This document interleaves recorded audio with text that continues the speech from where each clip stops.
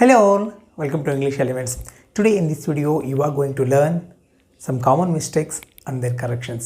ಇವತ್ತಿನ ವಿಡಿಯೋದಲ್ಲಿ ನಾವು ಇಂಗ್ಲೀಷನ್ನು ಮಾತಾಡ್ತಾ ಇರಬೇಕಾದ್ರೆ ಬರಿತಾ ಇರಬೇಕಾದ್ರೆ ಕೆಲವು ತಪ್ಪುಗಳಾಗ್ತಾ ಇರ್ತಾವಲ್ಲ ಅಂತಹ ತಪ್ಪುಗಳನ್ನು ಯಾವ ಥರ ಸರಿಪಡಿಸ್ಕೊಳ್ಬೇಕು ಅನ್ನೋದನ್ನು ನೋಡ್ತಾ ಇದ್ದೇವೆ. ನೀವು ಕಾಂಪಿಟೇಟಿವ್ ಎಕ್ಸಾಮ್ಗೆ ಪ್ರಿಪೇರ್ ಆಗ್ತಾ ಇದ್ದರೆ ಇಂತಹ ವಿಡಿಯೋಗಳು ನಿಮಗೆ ಸಾಕಷ್ಟು ಉಪಯೋಗ ಆಗ್ತವೆ. Let us start the video. This dress looks more good than that. ಈ ಡ್ರೆಸ್ ಆ ಡ್ರೆಸ್ಗಿಂತ ತುಂಬ ಚೆನ್ನಾಗಿ ಕಾಣ್ತಾ ಇದೆ ಅಂತ ಹೇಳುವ ಸಂದರ್ಭದಲ್ಲಿ ಈ ವಾಕ್ಯವನ್ನು ಹೇಳಿದ್ದಾರೆ. This dress looks more good than that. ಚೆನ್ನಾಗಿ ಕಾಣ್ತಾ ಇದೆ, ತುಂಬ ಚೆನ್ನಾಗಿ ಕಾಣ್ತಾ ಇದೆ ಆ ಡ್ರೆಸ್ಗಿಂತ. ಸೊ ಇಲ್ಲಿ ಏನು ಮಾಡ್ತಾ ಇದ್ದೀವಿ, ಕಂಪೇರ್ ಮಾಡ್ತಾ ಇದ್ದೇವೆ. ಸೊ ಆಗ ಮೋರ್ ಗುಡ್ ಅಲ್ಲ, ಬೆಟರನ್ನು ಬಳಸಬೇಕು.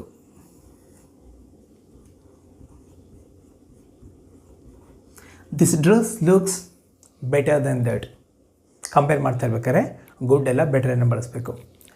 Please give me one other pencil.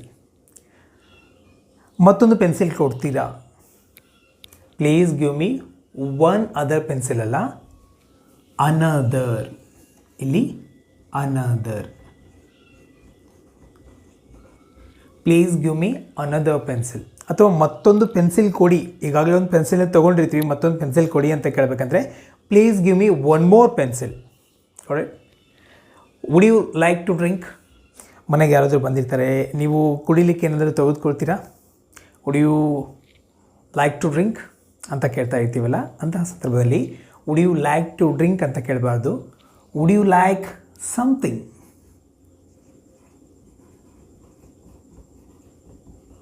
ಇಲ್ಲಿ ಸಮಥಿಂಗ್ ಅನ್ನೋದನ್ನು ಆ್ಯಡ್ ಮಾಡಬೇಕು. Would you like something to drink? It was a blunder mistake. ಅದು ಬಹಳ ದೊಡ್ಡ ತಪ್ಪು ಅಂತ ಹೇಳುವ ಸಂದರ್ಭದಲ್ಲಿ ಬ್ಲಂಡರ್ ಅಂತ ಕರೀತಾರೆ. ಬ್ಲೆಂಡರ್ ಅಂತಂದರೆ ಬಹಳ ದೊಡ್ಡ ತಪ್ಪು.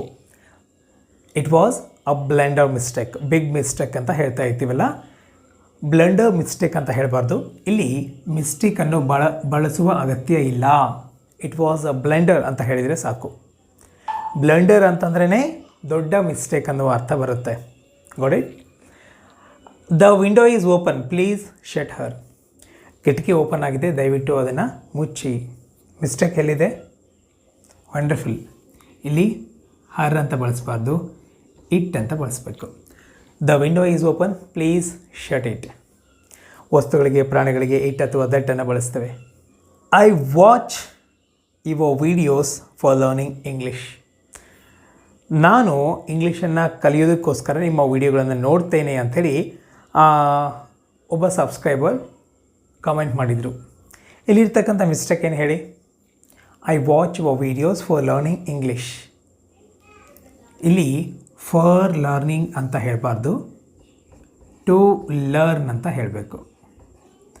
I watch your videos to learn English. I go there to learn mathematics. I come here to learn something. Why don't he get married? ಅವನು ಮದುವೆ ಯಾಕಾಗಬಾರ್ದು?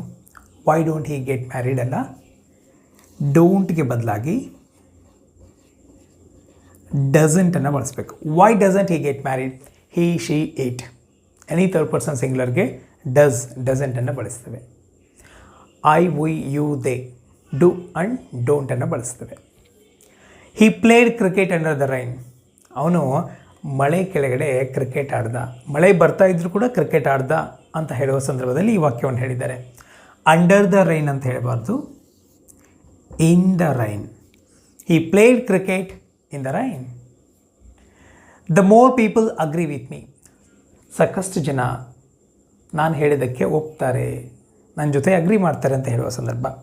ದ ಮೋರ್ ಪೀಪಲ್ ಅಲ್ಲ, ಮೋಸ್ಟ್ ಅಂತ ಹೇಳಬೇಕು.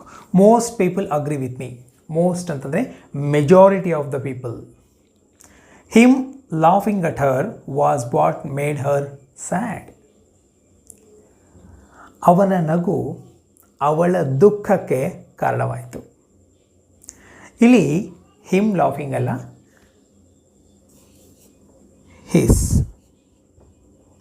His laughing at her was what made her sad. That's all for today. Now take the screenshot, make the notes. ಈ ತಪ್ಪುಗಳನ್ನು ನೀವು ಯಾವತ್ತೂ ಮಾಡಬೇಡಿ. ಈ ವಿಡಿಯೋ ಹೇಗಿತ್ತು? ಇಂತಹ ವಿಡಿಯೋಗಳಿಂದ ನಿಮಗೆ ಯಾವ ಥರ ಉಪಯೋಗ ಆಗ್ತಾ ಇದೆ ಅನ್ನೋದನ್ನು ಕಾಮೆಂಟಲ್ಲಿ ತಿಳಿಸಿ. ಹಾಗೆಯೇ for more videos search in YouTube. ಇಂತಹ ಮತ್ತಷ್ಟು ವಿಡಿಯೋಗಳಿಗಾಗಿ ಯೂಟ್ಯೂಬ್ನಲ್ಲಿ ಇಂಗ್ಲೀಷ್ ಎಲಿಮೆಂಟ್ಸ್ ಕಾಮನ್ ಮಿಸ್ಟೇಕ್ಸ್ ಅಂಥೇಳಿ ಸರ್ಚ್ ಮಾಡಿ.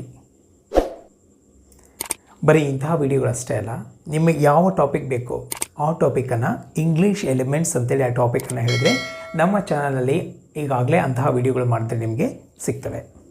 ಫಾರ್ ಎಕ್ಸಾಂಪಲ್, ವರ್ಬ್ ಬಗ್ಗೆ ನಿಮಗೆ ವಿಡಿಯೋಸ್ ಬೇಕು ಅಂತಂದರೆ ಇಂಗ್ಲೀಷ್ ಎಲಿಮೆಂಟ್ಸ್ ವರ್ಬ್ಸ್. ಇಂಟರ್ವ್ಯೂ ಬಗ್ಗೆ ನಿಮಗೆ ವಿಡಿಯೋ ಬೇಕಂದರೆ English elements interview. Daily routines ಯಾವ ಥರ ಇಂಗ್ಲೀಷ್ನಲ್ಲಿ ಹೇಳಬೇಕು ಅಂತ ಆ ವಿಡಿಯೋ ಬೇಕಂತಂದರೆ ಇಂಗ್ಲೀಷ್ ಎಲಿಮೆಂಟ್ಸ್ ಡೈಲಿ ರೂಟೀನ್ಸ್. ಈ ಥರ ಸರ್ಚ್ ಮಾಡ್ತಾ ಹೋಗಿ. Thank you so much for watching and I wish you happy learning.